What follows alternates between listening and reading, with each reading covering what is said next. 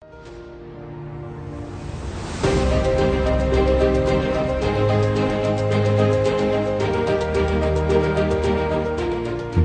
Claret América presenta Conociendo Nuestras Raíces con el obispo misionero claretiano Plácido Rodríguez. Un interesante programa sobre la historia de la comunidad hispana dentro de la Iglesia Católica. Conociendo Nuestras Raíces. Aquí iniciamos.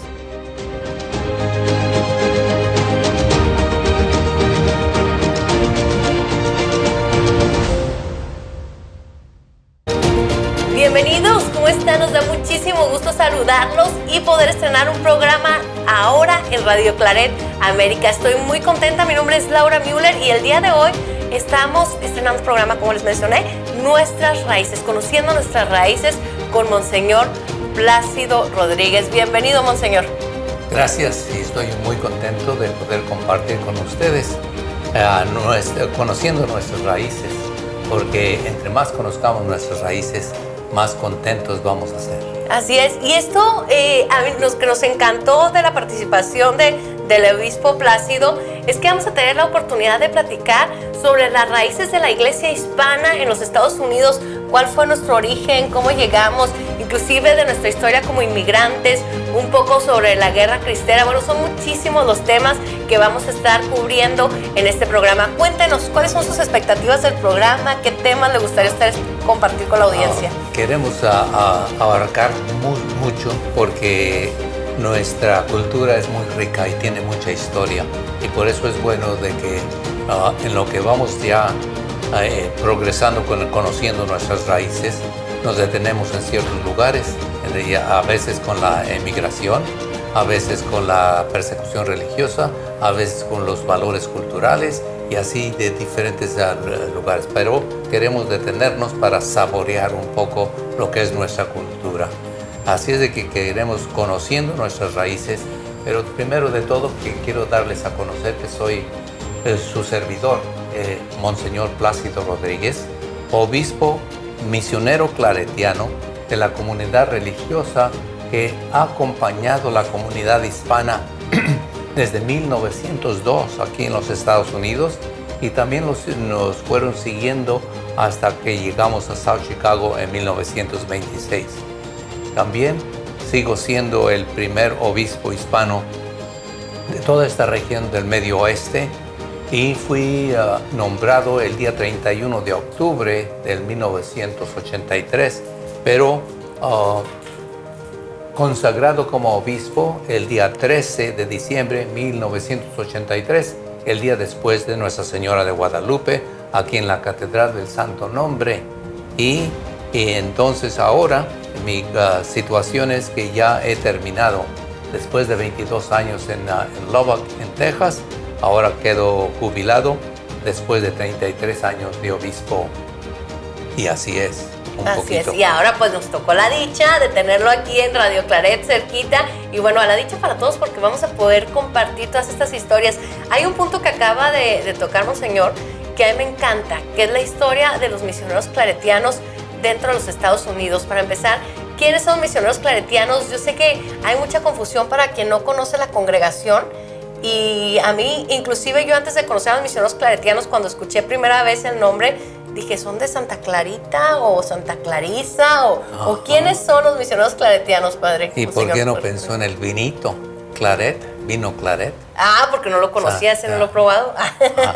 Entonces, el fundador es San Antonio María Claret, en 1849 en Vic, España, y allí comenzó la orden misionera.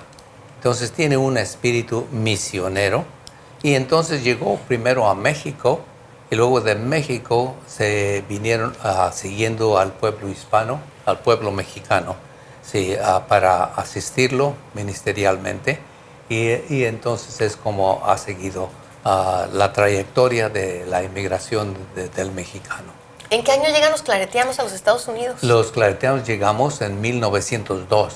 Bueno, no, yo no, pero mis antepasados. Pero como me identifico con ellos, yo digo, yo también, yo llegué en 1902. Y la razón es que ya la situación de persecución religiosa en México está ya candente, ya muy duro la situación. Entonces se escapan algunos sacerdotes de claretianos en 1902 y vienen aquí a San Antonio, Texas, y entonces empiezan a servir a nuestra comunidad. Y entonces al mismo tiempo van acompañando a la inmigración porque la persecución sigue echando fuera muchos de nuestros hermanos y hermanas que están tratando de salvar sus vidas, pero al mismo tiempo Dios nos usa en manera providencialmente para extender la fe aquí en Estados Unidos. Entonces los misioneros claretianos fueron sirviendo a los mexicanos en los que venían a Texas, por Arizona, por California, y luego después a través del ferrocarril, Sí. porque trabajábamos en los ferrocarriles, entonces vinieron por Oklahoma hasta llegar a Chicago. Y llegaron a Chicago como en 1926 a los padres claretianos. Y entonces establecieron la primera comunidad más antigua del Medio Oeste, que es South Chicago, y que ahora tiene el orgullo de ser el santuario nacional e internacional de San Judas Tadeo, pero también la primera comunidad a Nuestra Señora de Guadalupe. Así es, que es la primera iglesia que está ofreciendo servicio a los hispanos. Algo que he aprendido de Monseñor y también del Padre Marco Cárdenas es como la historia de nuestra iglesia hispana dentro de Estados Unidos, pues no ha sido una historia fácil. Llegamos obviamente a la historia de los inmigrantes, Padre, siempre, pues llegar a una tierra donde no se habla el idioma, donde en ocasiones se es rechazado por el color de piel, se es visto inferior. Y lo mismo sucedía inclusive dentro de nuestra iglesia católica. Desafortunadamente ese ha sido un poco de nuestra historia. Podemos ver que a través del acompañamiento de los misioneros claretianos, la iglesia nos acompañó a través por ellos, y fueron los únicos que nos iban acompañando en nuestro peregrinar. Y entonces aquí en Chicago pudimos establecer 3 comunidades solamente: la de San Francisco de Asís, la del Inmaculado Corazón de María en la 45 y Ashland, y Nuestra Señora de Guadalupe en South Chicago. Entonces, esas eran las 3 comunidades que atendían al mexicano. Las otras parroquias no nos atendían, y entonces estábamos concentrados en esas 3 comunidades. Y en aquel entonces, por ejemplo, yo en el 53, había nomás como 45,000 mexicanos, nada más, en todo la arquidiócesis de Chicago. De Chicago. No, y ahora somos un mundo de gente, ¿verdad? Y bueno, con referencia a esto, me encanta la historia de los claretianos. ¿Cómo son llamados? Nosotros Sí. veníamos refugiados, Ajá. huyendo de la persecución. Estaban ya matando a los sacerdotes. Ok. Ya la persecución estaba muy fuerte. Entonces huimos la persecución en 1902. Al mismo tiempo, mucha de nuestra gente estaba huyendo la persecución. Uh-huh. Entonces, los padres claretianos, como sabemos de la situación, la condición de persecución, entonces inmediatamente atender a nuestra propia gente.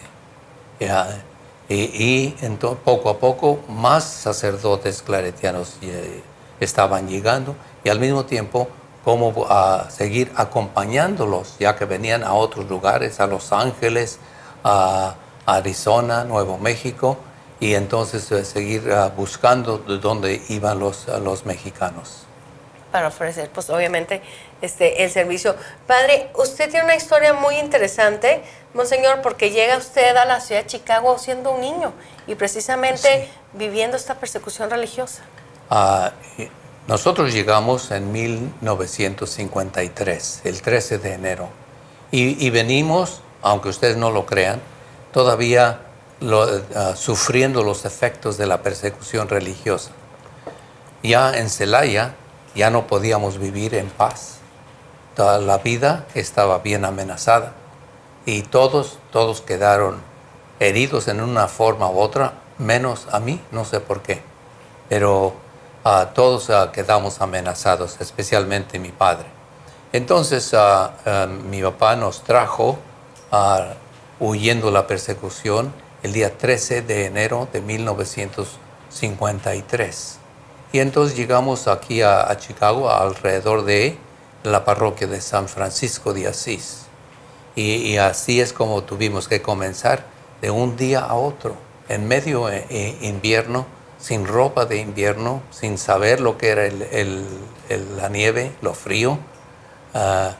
Y así es como comenzamos. Y no había mucho apoyo por uno que fuera emigrante.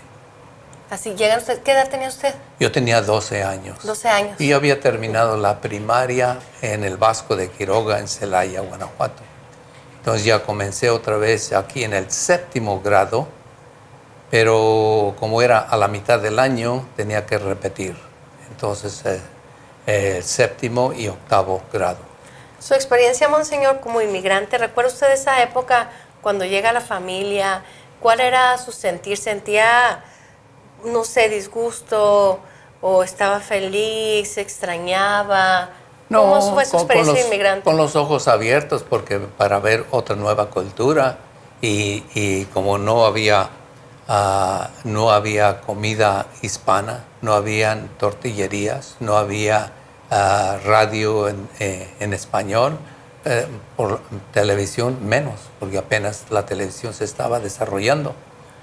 Pero entonces siente uno restringido en la comunidad mexicana solamente, y entonces estaba no se sentía uno poder salir libremente para otros lugares. Sí, mi papá nos llevaba a los museos, nos educaba y nos llevaba, pero fuera de eso no había otros ambientes. ¿Cómo se vivía en esa época la comunidad católica hispana? ¿Qué es lo que había cuando usted llegó, que era un niño? Todo alrededor de la liturgia, de la parroquia, las actividades de la parroquia, la escuela de San Francisco de Asís. Y me acuerdo que yo iba a la escuela todo el santo día. Al terminar iba a casa y en la noche, después de la cena, veníamos todos a la escuela para seguir aprendiendo inglés. Entonces mi mamá y mi papá y 5 de mis hermanos, todos íbamos juntos a la escuela a seguir aprendiendo inglés. Eso qué importante, ¿no? Yo creo que debe ser un ejemplo bien primordial para toda nuestra comunidad que nos está escuchando, porque muchas veces en la época actual, yo creo que como ya hay tanta facilidad de que estamos tan abiertos que realmente hay barrios aquí en la ciudad de Chicago como La Villita, Brighton Park, Humboldt Park, que no necesitas hablar inglés. O sea, podemos vivir nuestras vidas completamente normal y vas a encontrar todo. Y pues bueno, hasta cierto punto es una bendición, pero eso también siento que ha hecho que la comunidad se vuelva cómoda. Me encanta eso de que sus papás dijeron, nosotros junto con ustedes vamos todos a la escuela a aprender inglés. Exactamente. Y al mismo tiempo uno convivía las experiencias que uno había tenido durante el día. Monseñor, ¿cómo nace su vocación religiosa? Pues a la edad de 14 años uno ya tiene que ir pensando qué va a hacer uno en la vida. Para nosotros pues, era fácil decir, puede ser carpintero. Mi papá era carpintero ebanista y maestro, pero ya habíamos dejado todo eso a mi hermano en Celaya. Así que tenía que pensar qué voy a hacer yo con la vida. Entonces, en aquel tiempo, uno decidía qué iba a hacer antes de ir a la secundaria. No es como hoy que uno se va a la secundaria, se va a la universidad, termina la universidad y todavía no sabe qué va a optar. Pero entonces, en aquel entonces, ya a los 14 años, tuve que pensar.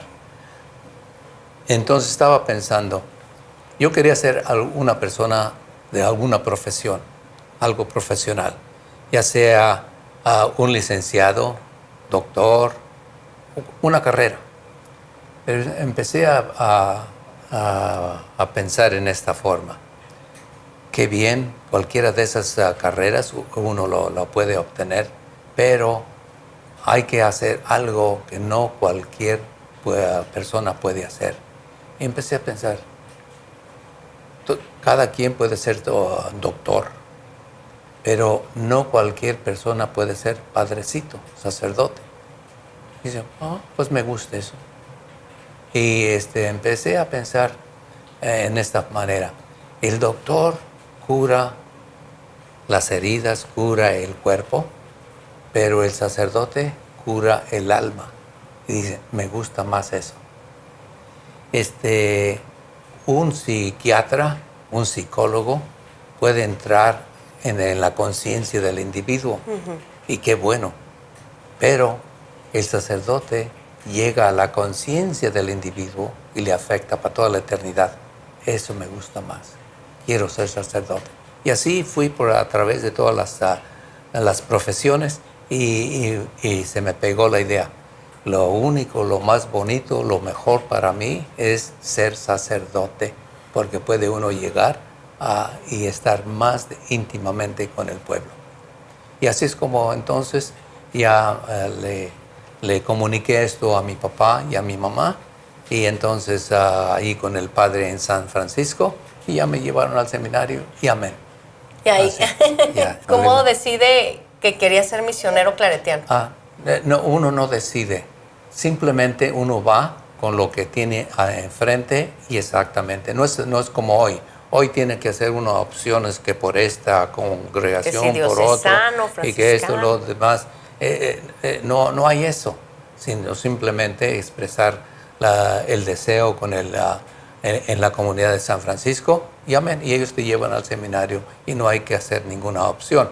Ahora, en mi casa, como mi papá protegía sacerdotes y obispos durante la persecución religiosa, en mi casa venían entre 5, 10 hasta 20 sacerdotes por semana a visitar a mi papá o a comer en casa. Entonces siempre teníamos ahí sacerdotes y otras personas conocidas, así que era fácil o era muy común el de codearnos con todos ellos. Entonces, pero quizás eso también tuvo un gran buen efecto en escoger por el sacerdocio.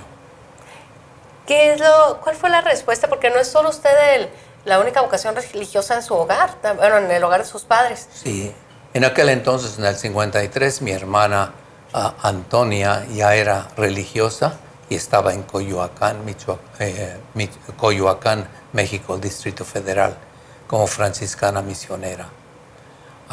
Y luego después, ese mismo año, 2 años después, en el 55, mi hermano José Mucio fue ordenado sacerdote para la Arquidiócesis de México.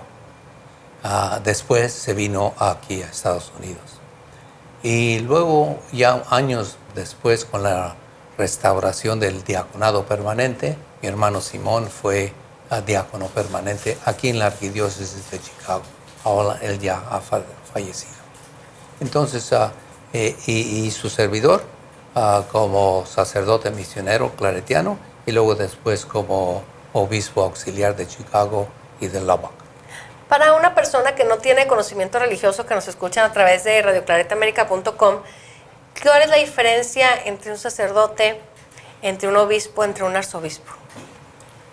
El obispo viene siendo el descendiente de los apóstoles, uno de los 12. Entonces tiene una vocación apostólica de ser un apóstol del Señor Jesús. Entonces el obispo es el que resume lo que es toda la iglesia local o todo alrededor de la persona del apóstol. Y el obispo también se asocia con los sacerdotes, su presbiterio, para poder entonces todavía ejercer su ministerio a través de ellos. Y ellos que lo hacen a nombre del señor obispo. Y nosotros en comunión con el Papa, entonces tenemos todo lo que es la Iglesia Universal. Entonces la vocación del obispo es el de hacer iglesia total. Entonces el obispo es el que ordena sacerdotes o diáconos. Y entonces viene siendo ahora la diferencia entre un obispo y un arzobispo. Es cuestión solamente de administración. Okay. ¿Quién tiene una diócesis o una iglesia local más grande, más administrativa, más importante, lo que sea? Entonces, pero como obispo, tanto un arzobispo como un obispo tienen el mismo grado de sacerdocio. Así que ni uno ni es más ni menos. Ya no puede haber más, solamente el que toma el lugar de Pedro, el Papa. Entonces, ser arzobispo quiere decir que tiene más responsabilidades administrativas que el obispo.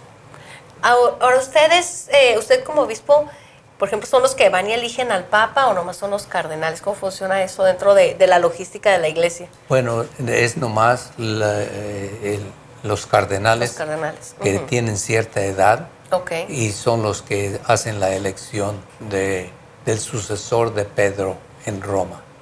Y automáticamente es el que es el Papa. Excelente. Usted, bueno, pues fue el primer obispo hispano de todo el Medio Oeste. Así que no había otro obispo hispano hasta llegar a Nueva York, hasta Miami y hasta San Antonio y Los Ángeles. Fuera de eso ya no había más, yo era el único. Entonces me tocaba en aquellos entonces ir a muchas de las diócesis alrededor, en Ohio, en Michigan, en otros lugares, porque los obispos me decían, venga, porque yo quiero presentarlo con la comunidad hispana. Entonces yo iba a muchas diócesis alrededor para conocer al pueblo hispano. Qué bonita labor. Sí. Para cualquier sacerdote puede decir, yo quiero ser obispo. ¿O cómo son elegidos los obispos? No. El que quiera ser obispo ya se descalifica. Ya no es. Ya no es. Es una manera secreta que se usa, en el cual uno no sabe, yo no sabía que me estaban echando el ojo para ser obispo. Y uno no se da cuenta y después ni tampoco se da cuenta hasta que llega el nombramiento del Papa y nada más. Fuera de eso, no sé cómo sea el proceso. Fíjense qué bonito. Pero es misterioso y al mismo tiempo pues es una gran sorpresa, porque al momento de que a uno le indican el Papa te ha elegido como obispo, no puede decirle uno a su mamá, a sus tíos, nada. Se que tiene que callar uno, es un secreto pontificio hasta que se hace públicamente en todo el mundo. Qué difícil. ¿Y cuánto tarda eso? Ordinariamente una semana. Bueno, pero a mí fueron 3 semanas. No, yo me lo pongo así en comparación como cuando las mujeres nos dan el anillo de compromiso y luego no poderle decir a nadie. Ajá. O sea, es una alegría tan grande que quieres compartir inmediatamente, ¿no? Y hay que pasar por eso. Y luego más usted como hispano y con unos padres tan entregados a nuestra iglesia, al servicio de Dios, que estuvieron ahora sí que al pie del cañón en la guerra cristera. Sí. Mi padre era cristero y por eso tengo la habilidad de recordar esos tiempos pasados y saber que esa es la historia que traemos aquí como emigrantes en este país. Y también quisiera compartir eso después, conociendo nuestras raíces, porque también tengo muchos cuentecitos, no cuentos, sino relatos verídicos que me ha enseñado mi padre. Y al mismo tiempo de que yo he estado leyendo libros seriamente para seguir descubriendo lo que pasó durante la persecución religiosa. Parte de eso, los cristeros, de 1926 al 1929. Así es, porque la persecución religiosa, pues ha habido varias en México y es muy impresionante. A mí me encantó cuando Monseñor me explicó que la primera oleada de inmigrantes que llega a Estados Unidos, pues no nos trajo lo que nos ha traído a las oleadas ahora, ¿no? Que es la crisis económica, la falta de oportunidades, la violencia del crimen organizado, sino pues la violencia del Estado en contra de la libertad religiosa. Así que no se lo pierdan, porque son parte de nuestros programas de Conociendo Nuestra Historia. Es justo de lo que vamos a estar hablando próximamente. Sí. Obispo, a mí me llamó la atención cuando recibí su tarjeta de presentación, traía un escudo. Sí. Y después me explicaron que cada obispo puede elegir su escudo. Cuéntanos cómo funciona. Cada obispo hace su propio escudo para manifestar su historia o su historia familiar. Mire, el escudo es este. Sí. Pero son dos escudos en uno, porque como soy obispo de la diócesis de Lubbock, y entonces aquí está el otro escudo, y se une el otro escudo personal, que es este. Ok. Tengo dibujos separados, pero no los tengo aquí preparados. En otra ocasión podemos hablar sobre el escudo. Pero en el escudo aquí tenemos el barco, un barquito de las tres carabelas de Cristóbal Colón, trayendo la fe a América. Y como mejor símbolo de la fe que se nos trae a América está la Virgen de Guadalupe. Y luego después se ve una cruz muy rústica, que es la persecución de la iglesia en México. Y luego 2 palmas de martirio, 2 palmas. Y luego el Espíritu Santo, que guía entonces el ministerio episcopal. Entonces ahí se alcanza a ver, ese es un poco de la historia personal. Qué hermoso, ¿eh? Fíjense, ya hay mucho conocimiento que hemos adquirido a través de nuestro primer programa. Monseñor, muchísimas gracias por darnos la oportunidad de compartir toda esta historia y de que tanta gente se pueda beneficiar y llenar el espíritu con tantas cosas tan hermosas de la historia de nuestra iglesia hispana. Gracias, y espero que cada vez nos emocionamos más y podemos compartir más información verídica para que así ya podamos apreciar más nuestra historia y nuestras raíces. Así es, porque el que no conoce su historia, pues está condenado a repetirlo en las cosas negativas. Así que vamos haciendo las cosas bien. Muchísimas gracias por acompañarnos en esta transmisión de Radio Claret América, de Conociendo Nuestras Raíces. Y nos escuchamos la próxima semana aquí en radioclaretamerica.com. Los invitamos a seguir con nuestra programación.